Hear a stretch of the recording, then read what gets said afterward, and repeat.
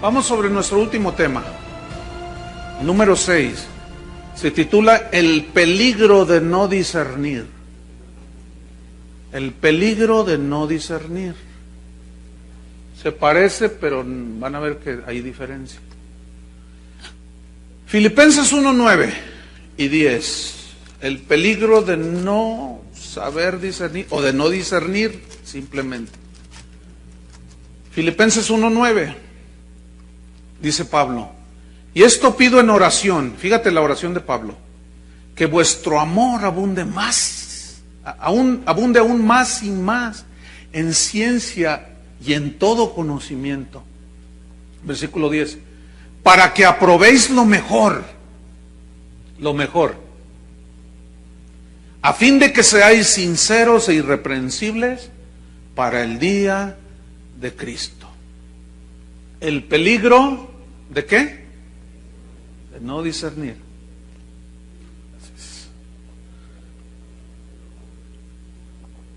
Uno de los males que distinguen al cristianismo del siglo XXI es precisamente la falta de discernimiento.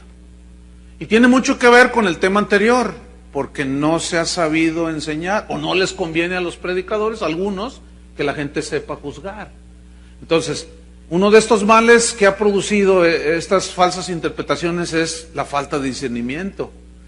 Esto ha llevado a la iglesia a permitir que todo viento de doctrina penetre hasta los púlpitos de las iglesias. Porque como no puedes, pues... Entonces el peligro de la falta de discernimiento impide que determinemos y nos afirmemos en las verdades del Evangelio, porque se nos prohíbe juzgar. Dicen que uno de los valores, por ahí dicen, ¿usted ha oído esto? Dicen que uno de los valores de la democracia es la tolerancia. ¿Han oído eso? Uno de los valores de la democracia es la tolerancia. ¿Qué es la democracia? Pues es, en pocas palabras, es el gobierno del pueblo. ¿Sí? Es decir, los gobernantes deben hacer lo que el pueblo les dice que hagan. Los gobernantes, según la democracia, deben de hacer lo que el pueblo les dice que ellos hagan. ¿Qué es la tolerancia? Bueno, una definición que da el diccionario es respeto a las ideas, creencias y prácticas de los demás, que son diferentes a las nuestras. Repito, la tolerancia es el respeto a las ideas y creencias y prácticas de los demás, que son diferentes a las nuestras. Ahora, aquí quiero hacer una observación respecto a la tolerancia. La tolerancia es buena en el sentido de que cuando favorece y fomenta la paz social en los habitantes de un país. Pero está limitada la tolerancia. Por ejemplo, es buena la tolerancia entre nosotros que no nos lleve a agredirnos físicamente. Yo sé que hay homosexuales en esta ciudad, y un montón, y también metidos en la iglesia. Pero yo no puedo golpear a un homosexual, ni debo golpear, mucho menos quitarle la vida, o sea. Sin embargo, esos son los homicidios que rechazan, homofóbicos les llaman, a este tipo de personas. Entonces, la tolerancia es buena. O sea, yo puedo ver un afeminado, y de hecho, pues, donde quiera te los encuentras, ¿no? Vas a un supermercado, alguna tienda o algo, y uno con la ceja delineada, ¿y qué más quiere? Entonces, bueno, tú sabes que no puedes hacer, ¿qué haces? No, bueno, pues nada más quiero una Coca-Cola.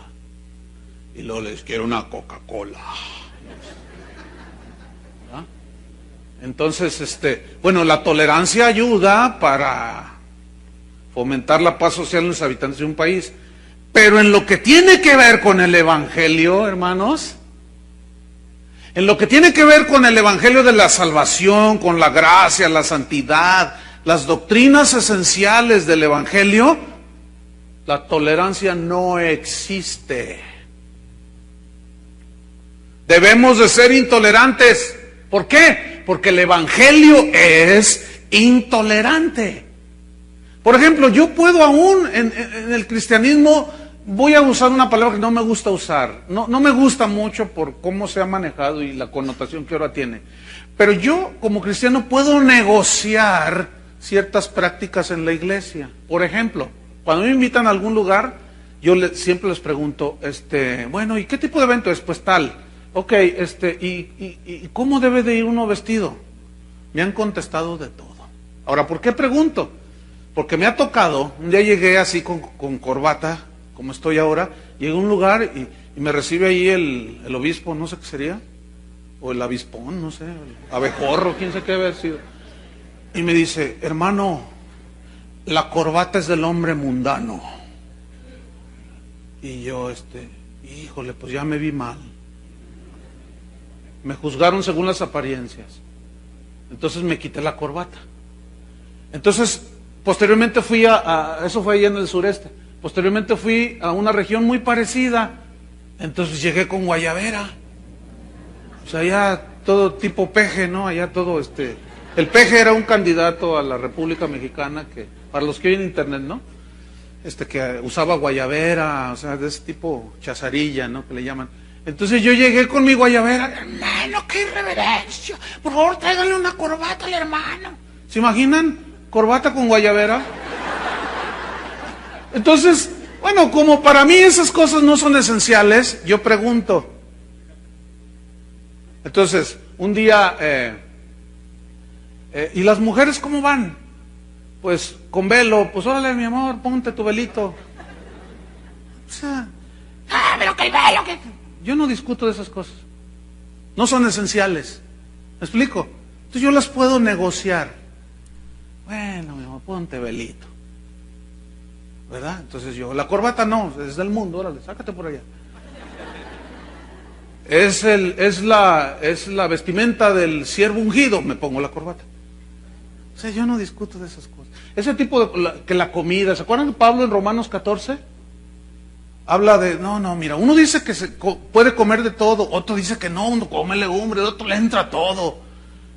Pero cada quien esté plenamente convencido.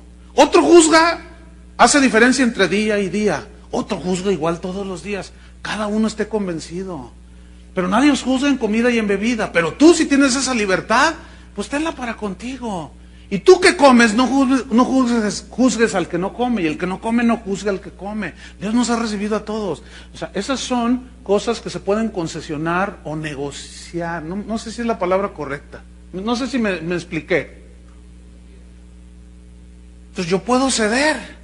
Yo he predicado en iglesias donde no creen en los dones del Espíritu Santo, ¿verdad? Entonces una vez me dijeron, ni se le ocurra orar en lenguas. Digo, no, bueno, yo oro, pero en secreto, o sea, yo solo. Y no vaya a decir esto, o sea, cosas del Espíritu Santo, ¿verdad? Como profetizar o, qué sé yo, hablar en lengua. No sé, yo voy a predicar otra cosa. Pero yo he estado en lugares donde no aplauden. Entonces yo no aplaudo.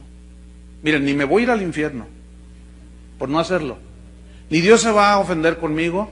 Pues no, yo voy a defender el evangelio. También hay que ser sabios, ¿entienden? La Biblia dice que aplaudir y levantar las manos, ya esta bola de atados, este montón de atados, pero yo voy a demostrar que yo soy libre en Cristo. Entonces empieza el himno, ¿verdad? Firmes ya adelante, huestes de la fe. Entonces todos están así, sin temor alguno, que Jesús nos ve. No soy tan torpe para hacer una tontería de esas. Entonces todos los hermanos, mira el predicador, qué loco, ¿qué nos trajeron? Ya está el chivo levantado. No va a pasar nada. Mira, eso yo lo hago cuando estoy solo o cuando vengo aquí. Entonces hay ciertas cosas que se pueden negociar. Pero cuando me dicen que el bautismo salva en sí mismo, que Cristo no es Dios, de que hay que hacer un antro aquí adentro, que porque no sé qué, ahí sí no. ¿Están discerniendo la diferencia? Hay cosas que no podemos negociar, hermanos. Hay cosas que sí, que son muy pocas en sí, que no son esenciales. Entonces, la tolerancia bíblica no aprueba la violencia física. La intolerancia bíblica no aprueba la violencia física. Volviendo un poco al tema central. ¿Se acuerdan cuando Jesús lo prenden y Pedro saca una machaira, una espada, y le corta la oreja al siervo del sumo sacerdote? Y Jesús le dijo: Pedro, guarda la espada, le dice. ¿Qué hizo Jesús? Reprobó la conducta de Pedro. Eso se llama fanatismo. Entonces el Evangelio es intolerante en esencia y excluye todo lo que va en contra de la palabra de Dios, que es esencial en cuanto a la salvación. Espero que Dios nos dé entendimiento de lo que estoy diciendo, para que tengan un equilibrio. Por ejemplo, el ecumenismo. ¿Qué es el ecumenismo? El ecumenismo en sí significa unir. Y la visión del ecumenismo es unir a todas las religiones en uno solo. Somos hermanos. Entonces se reúne el Hare Krishna, el budista, el griego ortodoxo, el judío, el católico, el cantante cristiano, el predicador, el pastor. Todos somos hermanos, alabado sea su nombre. Vamos a vernos como uno solo. Todos somos hijos de Dios. Ciertamente le decimos de distinto nombre. Unos les dicen Jehová, otros le dicen Jesús, otros le dicen Buda, otro Jesús Miranda, otro, aleluya, gloria a Dios. El amor, Jesús habló de ser uno, amarnos los unos a los otros. Véngase, amado hermano testigo de Jehová. Venga, un abrazo ahí, alabado sea el nombre del Señor. Eso es el ecumenismo, hermanos. Ahí el cristianismo bíblico es totalmente intolerante. ¿Qué comunión tiene la luz con las tinieblas? ¿Cuál Dios? Hay un montón de dioses. Presidente Bush acaba de decir, tristemente, él se confiesa metodista, y él acaba de decir públicamente que él ora a Dios, pero que es el mismo Dios, el de los hindúes, musulmanes, que es el mismo. No es el mismo Dios. Entonces ahí la Biblia se muestra totalmente intolerante. No hay muchos caminos que nos llevan al verdadero Dios. Hay un solo camino, y eso es intolerancia. ¿No es verdad? Juan 14:6 dice: yo soy el camino, la verdad, no una verdad.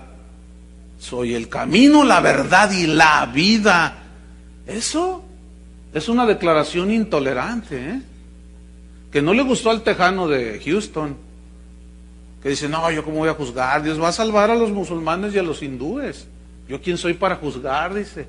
Pues yo sí puedo decir con libertad: si alguno no tiene al Hijo de Dios, no tiene al Padre. Si alguno niega al Hijo, niega al Padre. Yo sí puedo decir abiertamente que alguien que dice que es musulmán o que es judío y no tiene a Cristo, adiós. No te digo te veo allá, porque yo voy a otro lado, porque yo sé que el camino es Cristo. Eso es intolerancia, hermanos. ¿Sí o no? Y la Biblia es intolerante. 1 Timoteo 6:3 dice: el que no se conforma a las sanas palabras de nuestro Señor Jesucristo, nada sabe. Eso es intolerancia. Está hablando de otras ideas distintas. Y la tolerancia, valor de la democracia, dice que debes de soportar y de sobrellevar todas las creencias filosóficas, religiosas de los habitantes donde tú vives. Pues fíjate que el Evangelio dice todo lo contrario. Déjenme decirles, hermanos, que Dios no se actualiza. Dios no actualiza ni enmienda su palabra. Como hacen los políticos, los legisladores con la Constitución en los países, con la Carta Magna. ¿Sí saben que aquí en México nos rige una carta magna, le llaman? La Constitución Política de los Estados Unidos Mexicanos, y que los diputados y los senadores, los legisladores en los congresos actualizan los artículos para acomodarlos a la evolución de la cultura. Es así como en el DF ya actualizaron el código y permiten las uniones entre lesbianas y homosexuales. O sea, la van acomodando, ¿verdad? Pues ahora hay que poner esta ley, vamos a acomodarla porque ya evolucionó el aborto. Pues nos estamos viendo mal, somos del tercer mundo, los del primer mundo ya están bien modernos, ellos abortan, son gente de open mind, you know. Entonces, pues nosotros nos estamos viendo mal. Entonces, pues vamos a actualizar, como en Europa, dicen los legisladores, se permite el aborto, artículo número tal, y siempre se la pasan ajustando. Déjenme recordarles, queridos hermanos y primos, que la Biblia, la palabra de Dios, no se actualiza. No se enmienda. Jeremías 6:16 habla de volver a las sendas antiguas. ¿A dónde? A las sendas antiguas. Otra vez, piénsenle. ¿A dónde? A las sendas antiguas. ¿Cuáles sendas? Las de Dios. Las que han sido, fueron, son hoy y serán. Así. La palabra de Dios, hermanos, no es elástica para estirarla, para acomodarla a nuestras ideas. La palabra de Dios siempre es actual. Jesús dijo en Mateo 24:35, el cielo y la tierra pasarán, pero mi palabra no pasará. La palabra de Dios no pasa de moda, hermanos. El posmodernismo es una herejía que ha entrado en la iglesia. La palabra de Dios no pasa de moda. La palabra de Dios no se envejece. La palabra de Dios no pierde eficacia. La palabra de Dios no pierde poder, no perece. La palabra de Dios es incambiable en medio de los tiempos cambiantes. La palabra de Dios es inmutable, es innegociable. La palabra de Dios es inadaptable a los tiempos modernos. Es imposible que Dios ceda en adaptar su evangelio a las ideas modernas de la cultura. Muchos cristianos dieron su vida porque discernieron, entendieron que la palabra de Dios es intolerante y excluyente. Hoy se habla de tolerancia y de inclusividad, ¿no es cierto? Eso se habla mucho. Y la palabra de Dios, hermanos, que muchos hombres defendieron, es intolerante, es excluyente. Esa palabra la defendieron hasta la muerte. Las convicciones que esta gente tenía, por ejemplo, como Lutero, que ayer les mencionaba, te cortamos la cabeza si no renuncias. Y él dijo, si tuviera 1000 cabezas me dejaría cortar. Policarpo, niega a Jesús, ¿cómo lo voy a negar? 86 años de mi vida, y está en la hoguera él, a punto de encenderle allí. 86 años de mi vida, no ha hecho Jesús otra cosa más que ayudarme y bendecirme. Y yo lo voy a negar, no lo niego. Te quemamos, Policarpo, pues préndele, ya, suénale. ¿Verdad? Esteban, ¿se acuerdan de Esteban? Murió con la convicción de que Jesús era el Hijo de Dios. Totalmente intolerante y marcó su raya y dijo, yo no cedo nada. Jesús es el Mesías. Pagó con su vida. Hechos 17:11 dice que los de Berea escudriñaron, examinaron, juzgaron, discernieron si las palabras que Pablo les estaba diciendo eran de acuerdo a las Escrituras. Amén. Filipenses 1:9, vámonos. Filipenses 1:9, versículo 10. Vamos a estudiar estos dos versículos. Dice Pablo en el 9, y esto pido en oración. Fíjate, esto pedí en oración, que vuestros carros aumenten. Así dice. Que por fin logréis una casa hermosa. Esto pido en oración, que vuestro amor abunde aún más y más. Pero luego dice, ¿en qué quería Pablo que abundara? 1, en ciencia. Pablo usó la palabra epignosis, que significa conocimiento exacto. Fíjate, está buena esta definición. Yo oro para que ustedes abunden en amor, más y más. Luego hay una coma, dice, en conocimiento exacto. También significa total, conocimiento total. Yo oro para que tengan un conocimiento exacto y total. ¿De qué creen? De la palabra de Dios, hermanos. ¿Ah? Pero luego añade otra frase acerca de su oración. Y en todo conocimiento. Y aquí tenemos que irnos una vez más a mirar los idiomas originales para comprender un poco más. Y es la palabra aisdesis, que se tradujo por conocimiento. Y significa discernimiento. Algunas versiones como Dios habla hoy, algunas otras ya traen discernimiento allí, mejor traducido que conocimiento. Entonces Pablo ora pidiendo que el amor abunde, pero para que tengan un conocimiento más completo y total de Dios y de su palabra, y que tengan discernimiento, en todo discernimiento, que sepan distinguir entre lo bueno y lo malo, lo que es de Dios y lo que no es de Dios. El discernimiento. En Isaías 5:20, la queja de Dios por medio del profeta Isaías era: ay de al que lo malo dice bueno, y a lo bueno dice malo. Ay de los que hacen de la luz tinieblas y de las tinieblas luz. No saben distinguir entre su mano derecha y su mano izquierda. En Mateo 16, versículo 23, Jesús recriminó a los fariseos y a la gente que le estaba escuchando allí. Cuando anochece, les dijo Jesús, ustedes dicen, habrá buen tiempo, porque el cielo tiene arreboles, o está rojizo significa. Ustedes dicen, ay, hará buen tiempo porque el cielo está rojizo. Y por la mañana dicen, habrá tempestad, porque está nublado. Hipócritas, que saben distinguir el aspecto del cielo, mas las señales de los tiempos no podéis discernir.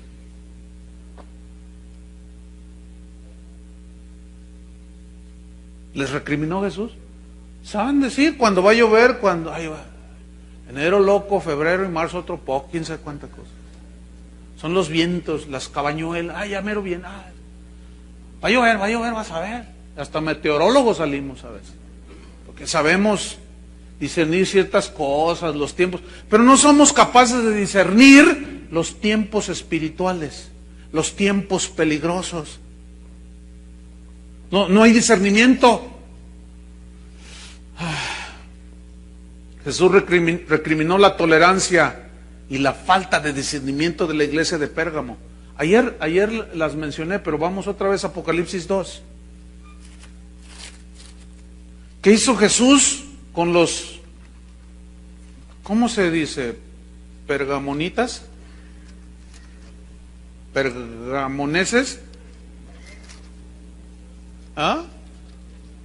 Pergamenses. Se oye medio raro, pero bueno. Apocalipsis 2, pero yo creo que es más correcto, los pergamenses. ¿Por qué les recriminó Jesús la tolerancia a los pergamenses y la falta de discernimiento? Apocalipsis 2, versículo 12. Y escribe al ángel de la iglesia en Pérgamo. Ya sabemos que el ángel se refiere al pastor. Y la recriminación va al pastor. El que tiene la espada aguda de 2 filos dice esto. ¿Cuál espada? La palabra de Dios, aguda, que divide, parte en 2, pinta su raya entre lo bueno y lo malo, lo que es de Dios, lo que es de la carne, lo que es del espíritu. El que tiene la espada aguda de 2 filos dice esto: yo conozco tus obras, conozco todo lo que haces y donde moras, donde está el trono de Satanás. No era fácil para los, ¿qué? Pergaminos. Donde está el trono de Satanás, pero retienes mi nombre. O sea, esto era algo a favor de ellos. En medio del trono de Satanás, ellos aún retenían el nombre de Jesús. Fíjate. Y esto era bueno y loable ante los ojos del Señor.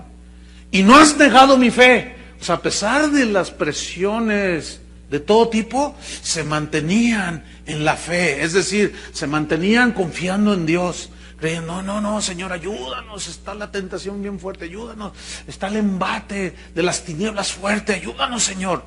Y no has negado mi fe, ni aun en los días en que Antipas, mi testigo fiel, fue muerto entre vosotros donde mora Satanás. Los registros, aparte de la Biblia, hablan de un discípulo, de un cristiano llamado Antipas, que fue muerto por los enemigos de Jesús.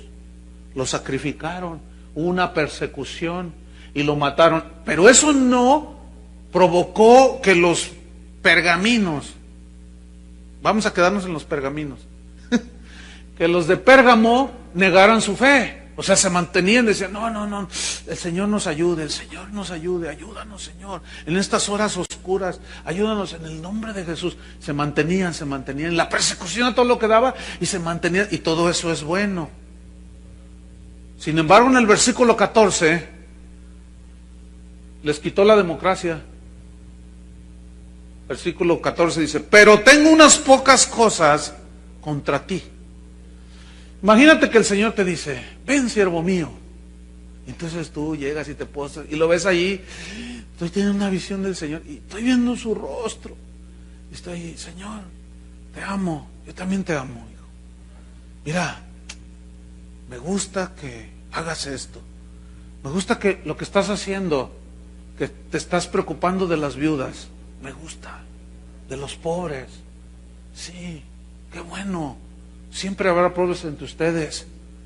Y ahí estás tú, ay, tú sabes, el pobre siervo aquí, padre. Y de pronto te dice, con ojos de fuego.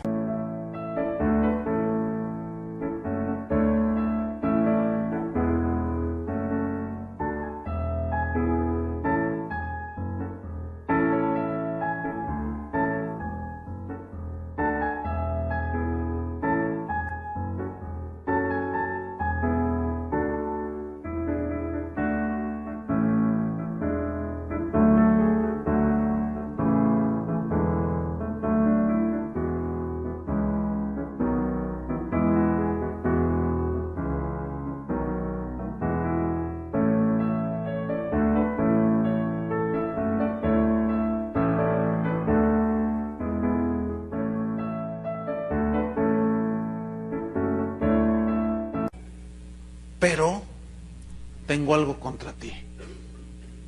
Y tú volteas hacia atrás, ¿no? No, contra ti. Eso fue lo que le está diciendo al pastor. Pero tengo algunas pocas cosas contra ti. ¿Qué tenía en contra Jesús del pastor?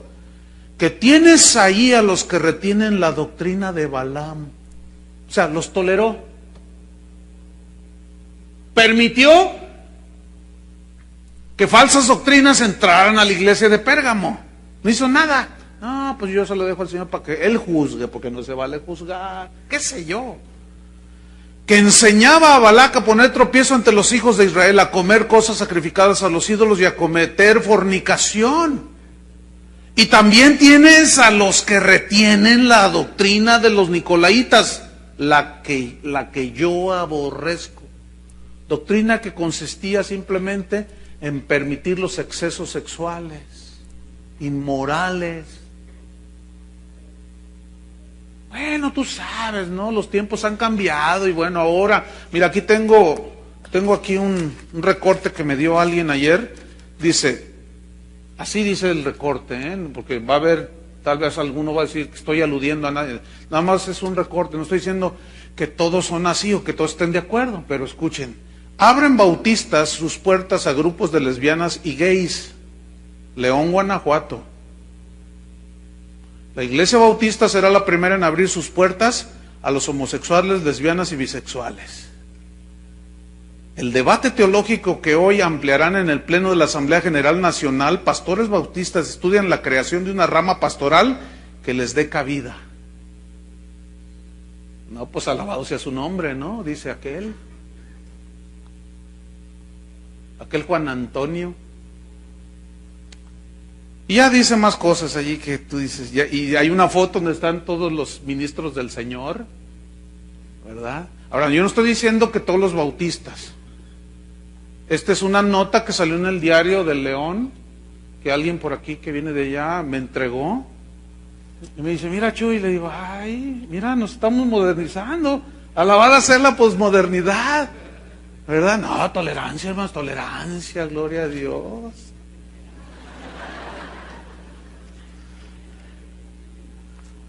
Los que oyen en internet es que hice unos ademanes de persignada, ¿no? Ustedes saben. Entonces, el Señor dice, yo aborrezco todo eso. ¿Por qué lo toleraste? ¿Cómo es posible que permitas? ¿Cómo te dejaste engañar para tolerar eso? ¿No sabes que yo aborrezco todo eso? No, Señor, pero pues yo estaba en la convención. Versículo 16, por tanto, dice el Señor, arrepiéntete. Escúchame, no es si quieres, es arrepiéntete. Pues si no te arrepientes, vendré a ti pronto. Escuchen los tolerantes evangélicos. Y pelearé contra ellos con la espada de mi boca. ¿Quiénes son contra ellos?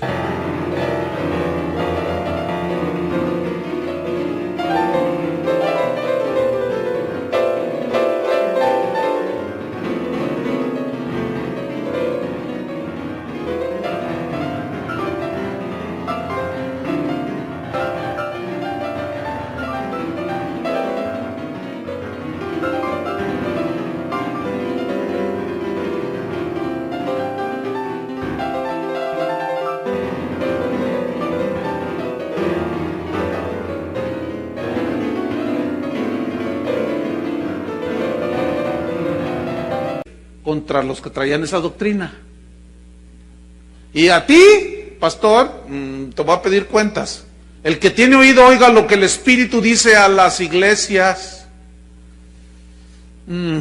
A la iglesia de Tiatira, capítulo 2, versículo 18.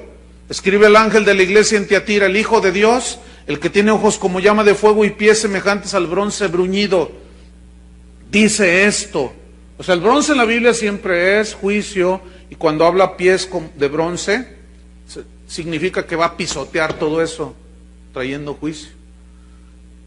Versículo 19, yo conozco tus obras. Oh, bien, haces muchas cosas. Y amor, ves, distinción del discípulo.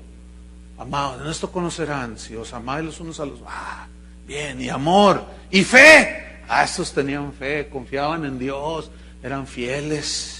Y servicio, servían, ¿verdad? Eran de esos que para todo lo que se necesitaba en la iglesia servían, ¿verdad? Y tu paciencia la conozco, aguardaba, soportaba. Aquí alude a las pruebas que se enfrentan con paciencia, y que tus obras postreras son más que las primeras. ¡Wow! Has crecido, has multiplicado tu servicio, amor, fe, paciencia. Versículo 20, pero tengo unas pocas cosas contra ti, le dice, que quiero que arregles. Que toleras. ¿Qué recriminó el Señor? La tolerancia. Que toleras que esa mujer Jezabel, esa es una alusión a la Jezabel del Antiguo Testamento, Aquí es metafórico, o sea, es el espíritu ese, de corrupción, de manipulación, porque esta era la siesta de prostituta, estaba loca esta Jezabel. Entonces dice, toleras que esa mujer Jezabel que se dice profetiza, enseñe y seduzca a mis siervos a fornicar y a comer cosas sacrificadas a los ídolos. Aquí tiene dos connotaciones, espiritual y literal. Literal es que efectivamente había una permisividad de pecados sexuales y de todo tipo de prácticas. Y espiritual es que se permitía el adulterio espiritual. ¿Cómo? Teniendo ídolos. Y déjenme decirles una cosa, la iglesia evangélica está llena de ídolos. Tenemos nuestros santos también. Yo les llamo becerros de oro.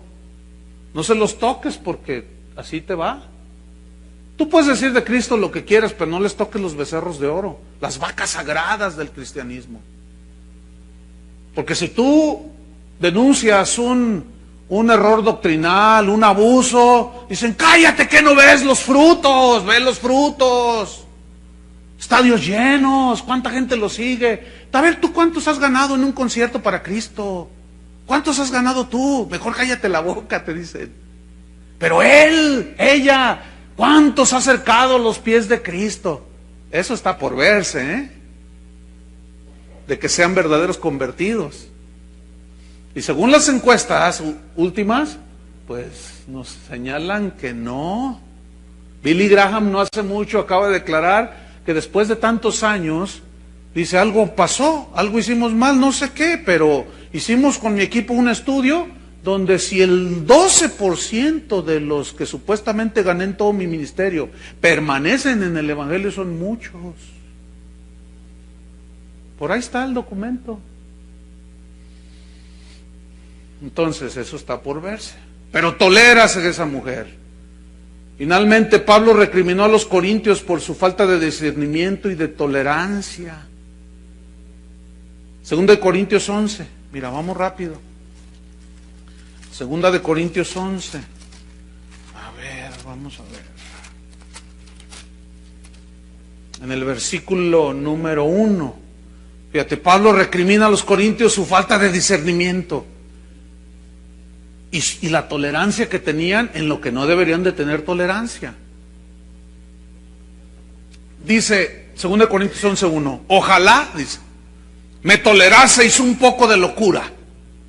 Sí, dice, toleradme, tolérenme un poco de locura.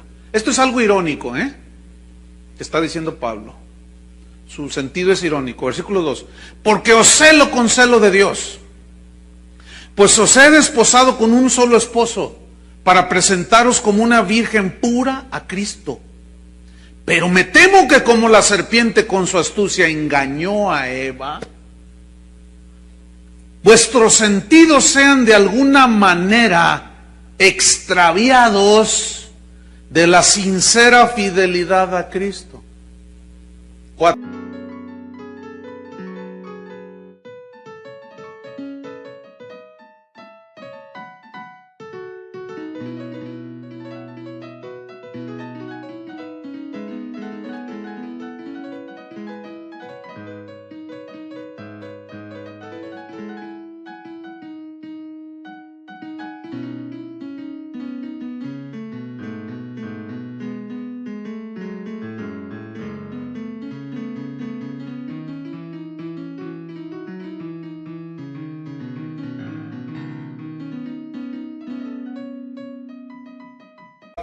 Porque si viene alguno predicando a otro Jesús, ¿qué habrá otro Jesús? Bueno, sí, Jesús Miranda, Jesús Olivares, Jesús García,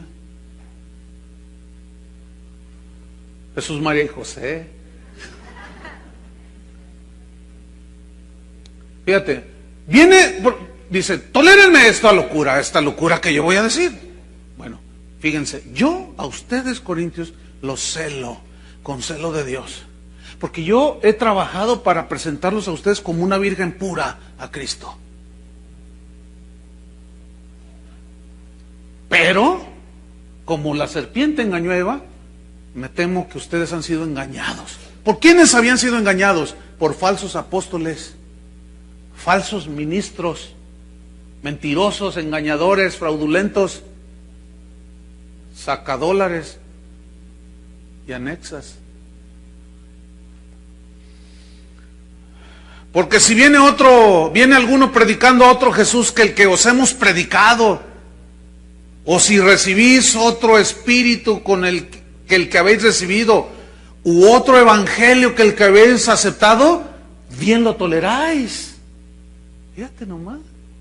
No, hombre, esos corintios.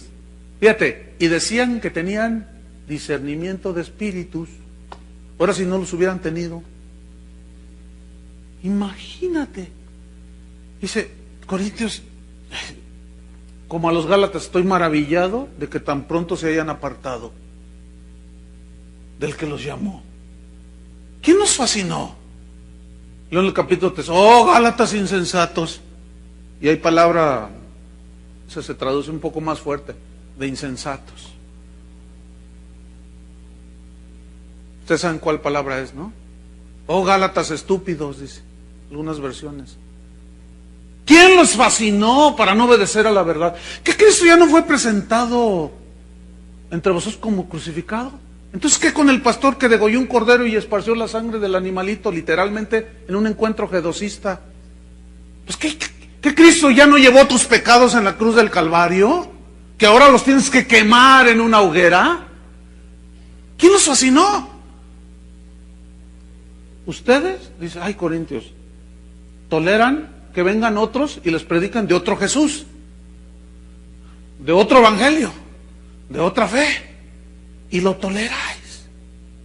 Porque esos falsos acusaban a Pablo, decían, ese Pablo nada más quiere lo vuestro, nada más quiere lo suyo. Y Pablo decía, yo no he codiciado nada de ustedes. Y luego Pablo en su defensa dice, estos son falsos profetas, falsos apóstoles, son obreros fraudulentos que se disfrazan como apóstoles de Jesucristo. No, eso no es maravilla, porque aún el mismo Satanás se disfraza como ángel de luz, y no es maravilla de que sus ministros también se disfracen como ministros de luz, pero no lo son, pero ustedes lo toleran, Corintios. Tuvo dura la regañiza, pero los que no saben juzgar, los que no disciernen, pues dicen que si tú haces algo así ahora eres falto de amor. Conclusión. Hermanos, Cristo está esperando de nosotros los pastores que cuidemos el rebaño. ¿Cuántos dicen amén? El rebaño de Dios, el cual Él ganó por su sangre. Hermanos, Él volverá. Nos va a pedir cuentas de lo que hicimos con su iglesia. Que Dios nos ayude en estos tiempos peligrosos. Amén.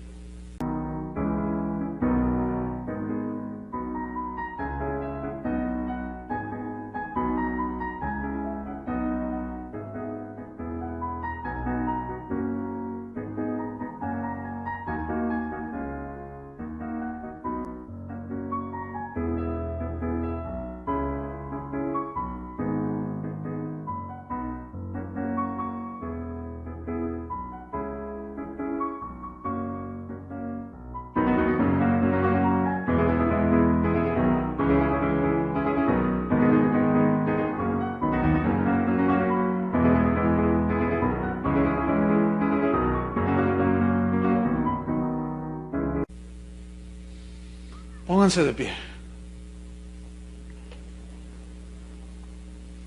Que Dios nos ayude, que abra nuestros ojos. ¿Se acuerdan que la Biblia dice que el alimento sólido es para los que por el uso tienen ejercitados los sentidos?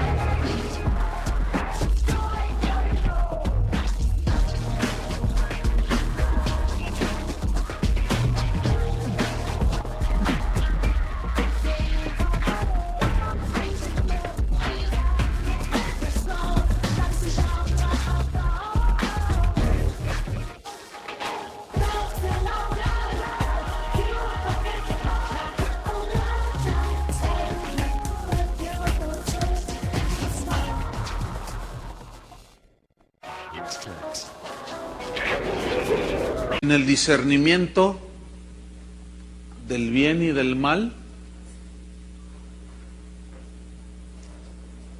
dice en el Antiguo Testamento que el pueblo espera del sacerdote que le dé el alimento, la palabra de Dios, que les ayuden a discernir entre lo santo y lo profano, entre lo limpio y lo sucio.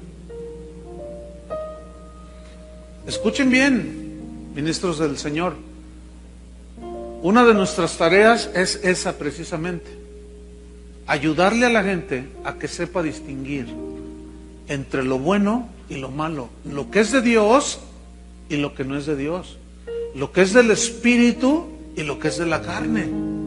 Pablo a los Gálatas les enseñó, porque estos dice, habiendo empezado por el Espíritu, han acabado por la carne. Y les dijo, ¿qué no saben que la Escritura dice, no heredará el hijo de la esclava, sino el hijo de la libre? Entonces, si no hay un entendimiento, ¿a qué se está refiriendo? Se está refiriendo a Agar y a Ismael y a Sara y a Isaac en el Antiguo Testamento. Para los que dicen que no, nosotros somos del nuevo y que el antiguo no sirve para nada, esa es una aberración. ¿Cómo que no sirve para nada? No podemos entender el nuevo sin hacer una retrospectiva lo mejor posible del Antiguo Testamento. Pero nosotros somos hijos de la libre, nosotros somos hijos de Abraham por la fe. ¿Qué es todo eso? ¿Qué es todo eso? Entonces tenemos que enseñarle a la gente a saber distinguir. Para eso, pastores, se necesita escudriñar las Escrituras para comprobar lo que vamos a decir. Escuchen bien, no sueltes nada desde el púlpito que no estés plenamente seguro que tiene suficiente base bíblica. ¿Por qué? Porque puede ser veneno para ellos. Un poquito de veneno no mata, pero comienza a minar la salud. ¿No es cierto? Un poquito de veneno. Hay gente que en su maldad empieza a envenenar a alguien y le pone pequeñísimas porciones de veneno y la persona empieza a decaer y los doctores no saben qué tiene. Después de un año, qué sé yo, el hombre o la mujer empiezan y no le encuentran, finalmente muere. Y solamente un especialista, un médico forense que se meta, como han descubierto, y hay noticias, hay registros de esto, se meten, hacen la autopsia, se meten, pero a lo más profundo de los órganos humanos, dicen, este fue envenenado con cianuro, con qué sé yo, y se van sobre el delincuente, pero no se notaba. Y hay ovejas, hay congregaciones que están siendo envenenadas poco a poco. Ustedes saben que en la NASA, que es el centro astronómico más grande que hay, donde hacen naves y todo, y exploran el universo y Marte y la Luna, y ellos, todas sus naves espaciales las programan por computadora. Y un reportaje que vi yo, dicen que ellos tienen que ser meticulosamente exactos y comprueban y revisan y checan y pasa por revisión de no sé cuánto y en cuanto a la programación de un aterrizaje o de un regreso. Porque si con un leve, no sé cuál es la medida que usaron, no recuerdo, con un grado medio, qué sé yo, en su cálculo de aterrizaje o de alunizaje, que se equivoquen en el cálculo una milésima, un milímetro, qué sé yo. Eso cuando mandan la nave o viene de regreso, no se nota cuando sale. Y ahí va, está aquí la luna y va el cohete. No, pues ahí va. Pero a medida que va llegando y la distancia se va haciendo enorme, y de pronto, cuando ya está a punto del alunizaje o qué sé yo, de pronto los científicos se dan cuenta y dicen, ¿qué pasó? Y empiezan, no puede ser, dice. equivocaste, no se equivocaron. Yo revisé por 1 milímetro en el cálculo que a la larga la nave no aterriza en la luna y pasa, se pierde, se va, ya no tiene regreso. Así es, hermanos.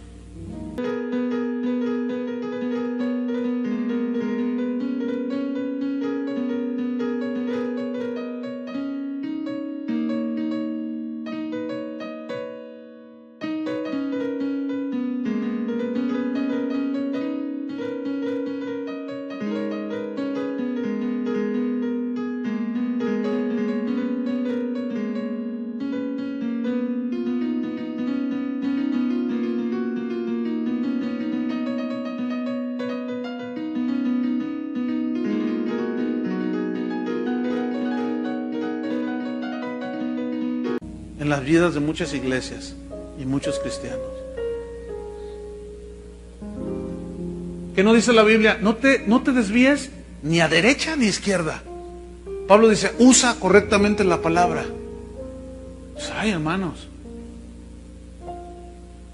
Porque muchos ahorita no lo ven y ven la bendición y todo. La bendición entre comillas. Pero algunos ya se dieron cuenta que erraron el blanco. Se pasaron de largo. Eso, y desertan del evangelio y se van. No, hermanos, no podemos equivocarnos aquí. ¿Entienden la analogía? Que Dios nos ayude, hermanos, en estos últimos tiempos. Oremos. Señor, te damos gracias. Gracias por este día y medio, Señor, que pudimos apartar para ser advertidos. Señor, ayúdanos a discernir los tiempos, las señales que tú dijiste, Señor. Sobre todo a los pastores, a los que ministramos en la casa del Señor, que es la columna, el lugar donde es la columna y baluarte de la verdad. Si la iglesia, hermanos, no es la proclamadora de las verdades absolutas de Dios, entonces ¿quién las va a proclamar? La Biblia dice que la iglesia es la columna y el baluarte de la verdad. Tenemos que guardar pues ese celo. Son tiempos peligrosos, hermano. No podemos equivocarnos. Fíjense, aún yo prefiero equivocarme en a lo mejor hacer un juicio que me puedo equivocar respecto a alguien. Prefiero equivocarme en ese sentido que no hacer nada y permitir que entre todo y al final todo se venga abajo. Yo prefiero equivocarme en el primer error. De veras, hermano. Porque en ese puedes pedir perdón y en el otro ya perdiste todo. ¿No es cierto? Tómense de las manos. Terminamos con una oración. En un mismo sentir, en un mismo pensamiento, un mismo espíritu. Señor, nos encomendamos a la palabra de tu gracia, que tiene poder para sobreedificarnos en Cristo. Nos encomendamos a la palabra que actúa en nosotros los creyentes, la palabra que tiene poder para sobreedificar las vidas de los hermanos. Tu palabra dice que hay un fundamento, pero cada uno de nosotros mire cómo sobreedifica sobre ese fundamento que es Cristo. Porque hay todo tipo de materiales. Hay materiales que se queman rápido y otros que son perdurables. Esta es una metáfora de aquello que tiene base bíblica y lo que no la tiene. Construyamos, hermanos, sobre la roca que es Cristo, con materiales sólidos, como el oro, la plata, las piedras preciosas, que simbolizan lo consistente, lo sólido de la palabra de Dios. Porque Dios no está obligado, escuchen esto, Dios no está obligado a respaldar algo que Él nunca dijo, ni lo va a respaldar. Jesús dijo, ya el hacha está puesta en la raíz. Todo árbol que mi Padre no plantó será desarraigado. Toda obra nacida de la carne será quemada, será desarraigada. Pero todo aquello que nació en el corazón de Dios y tuvimos la sensibilidad de hacerlo conforme al corazón de Dios, eso va a permanecer, hermanos. Por eso Jesús dijo, el que no permanece en mí no puede llevar fruto. Permanezcamos en Jesús y en su palabra. Si ustedes permanecen en mí y yo en vosotros, dijo, si mi palabra permanece en vosotros, seréis verdaderamente mis discípulos. Y conoceréis la verdad, y la verdad os hará libres. En el nombre de Jesús te damos gracias, Señor. Bendice a todos los oyentes por medio de internet también, Señor, en los distintos países. Abre sus mentes también, espirituales, sus ojos espirituales, sus oídos espirituales. En el nombre de Jesús. Amén. Amén. Quedan despedidos, hermanos. Que Dios los bendiga. Gracias por su asistencia.